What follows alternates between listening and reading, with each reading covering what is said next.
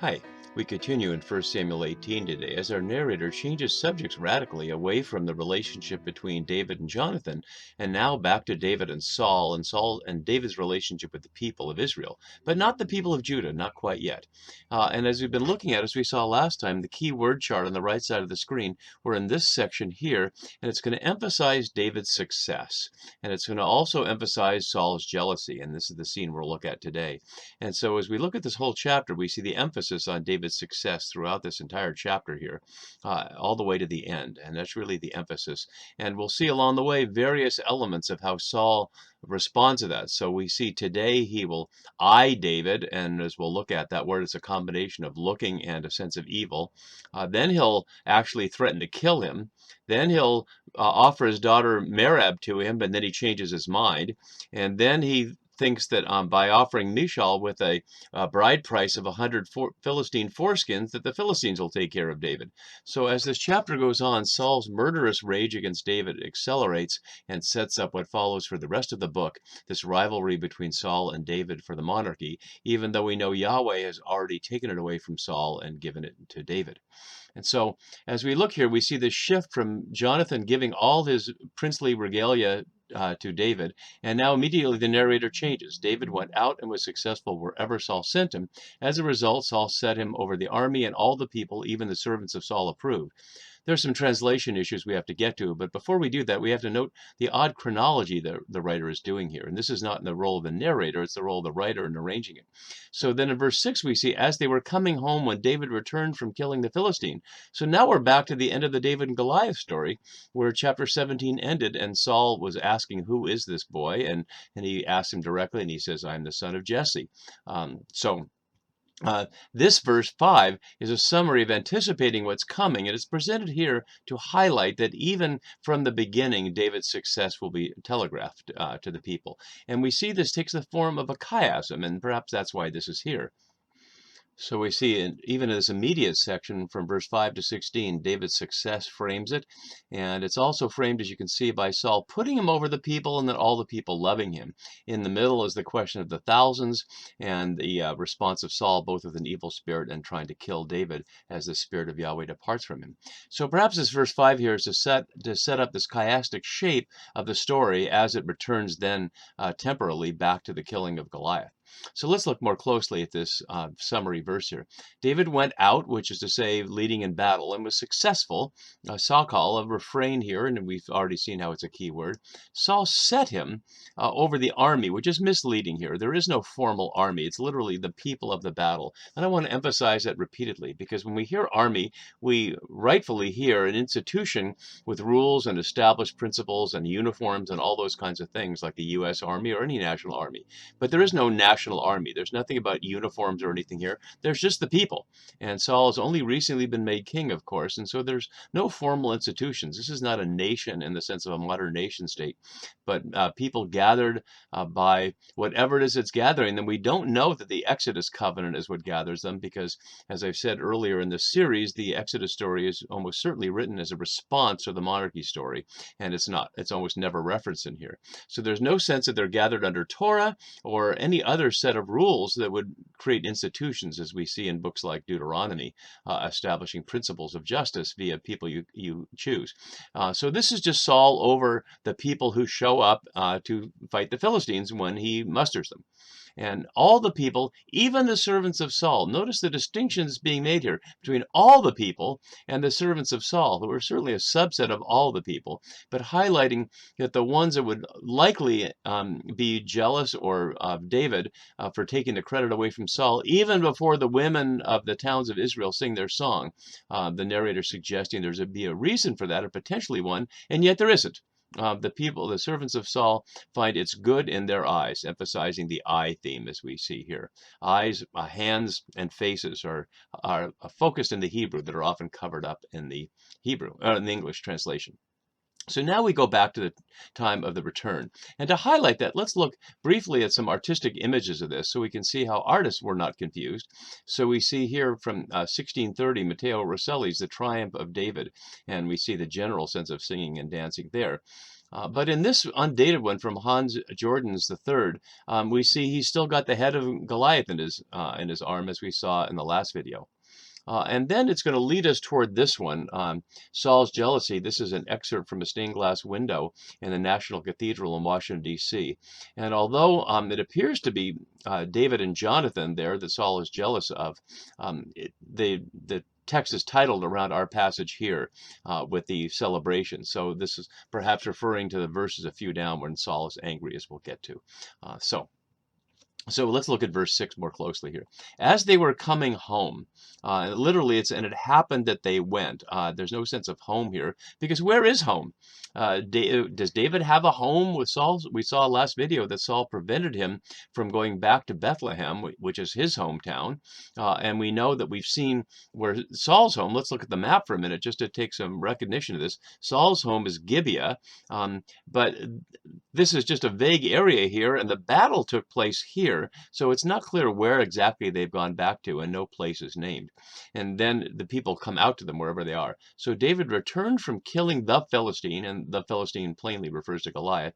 The women came out, and I would note that this is the only action by women in the entire books of Samuel where they initiate. There's groups of women as concubines who are acted upon by Absalom and others, as women often are in royal context. But here the women initiate, the only time in the entire books of Samuel they initiate. And the little refrain here, Sumera reads as a three-line poetic parallel structure here. The women came out of all the cities of Israel to sing. The dancing implied women to meet Saul the king to the accompaniment of tambours and lutes with joy.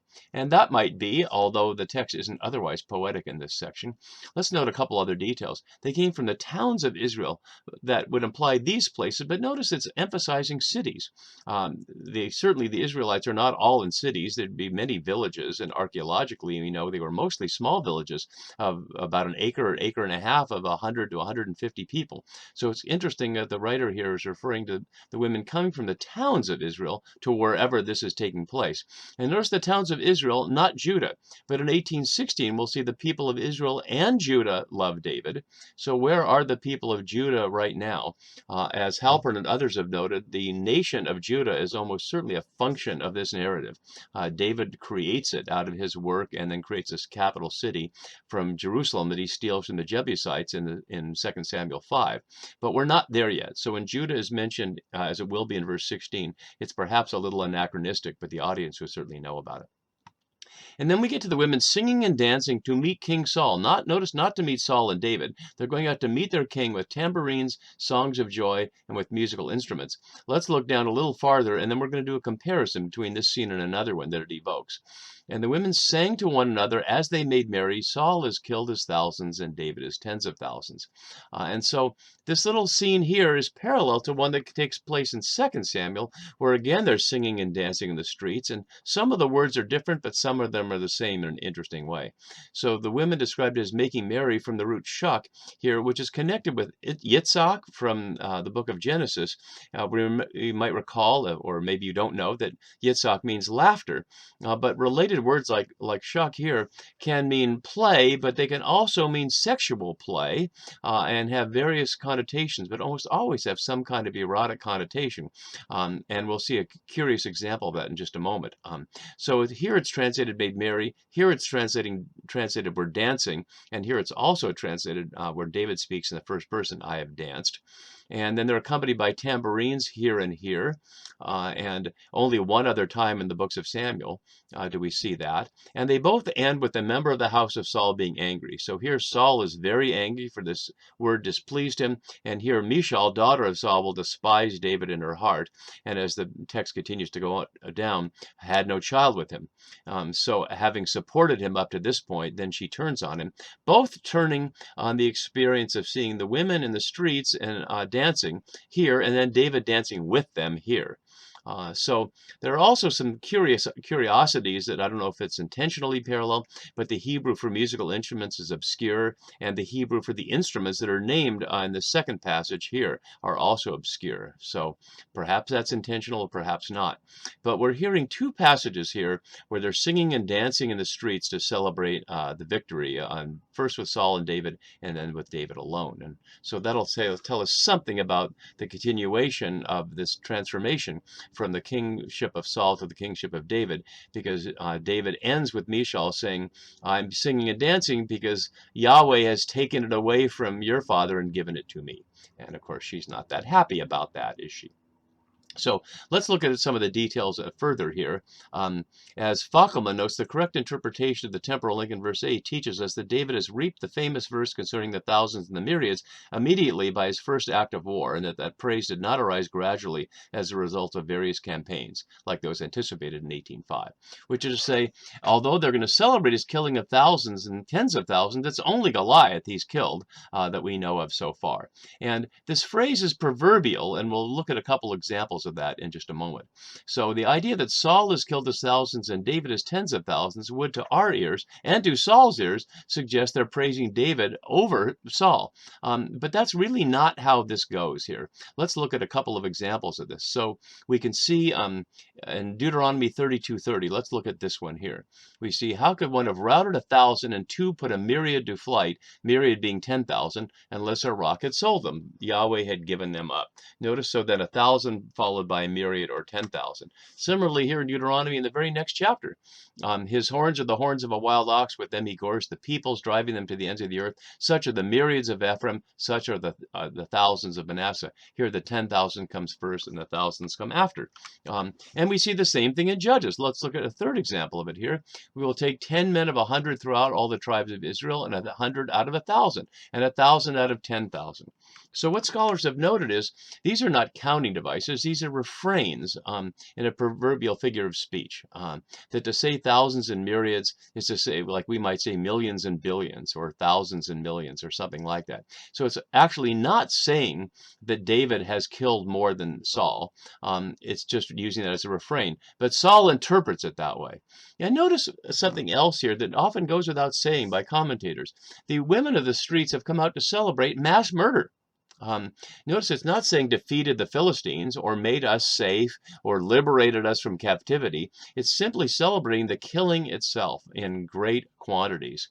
And so that says something about the attitude of the people there, that they see this mass murder as something to celebrate, certainly as national pride, but certainly as male power, as we'll see throughout the monarchy.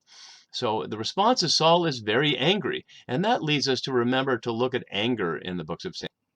So we saw this previously in connection with weeping, but here we see Saul was angry at the Ammonites. Now he's angry at David, and he'll be angry at his son for siding with David, and a number of other angers here. But in 11:6, it was a positive anger. It said Yahweh filled them with his spirit, and there was righteous anger. And here the anger is going to be attached to an evil spirit, as we see right here, chiastically linked around verse 9. And so anger is not good or bad. If you're raised in a Christian sense that anger is bad, that's not from the Bible at all. Obviously, Yahweh gets angry. But using anger as a motivation to do evil things obviously is a problem. So returning to our key words, we'll just finish our passage here. So he was angry, for literally this word was evil in his eyes. And that's opposite to what the people saw, which was good in their eyes, setting David over the military soldiers. So he said, they have ascribed to David, literally they have given to David 10,000s, and to me they have ascribed thousands. In other words, Saul doesn't know Scripture. And perhaps that's unfair, because the book of Deuteronomy is almost certainly written after the books of Samuel. And so the authors of the Deuteronomistic history know that, but Saul doesn't know that. So perhaps it's not fair to expect him to interpret it other than the literal way, as someone without that background would do. And that's what he does. And he hears it as, what more can he have but the kingdom? Which is to say, the two principles of monarchy, as we saw in 1 Samuel 8, was Yahweh Yahweh chooses, and then the people affirm. And it's seeming to Saul, the people are certainly affirming David's power here.